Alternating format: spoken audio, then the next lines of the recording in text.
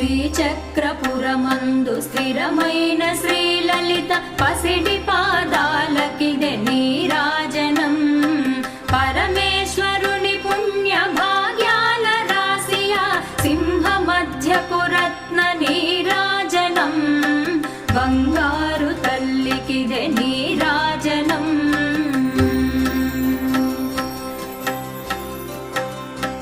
బంగారు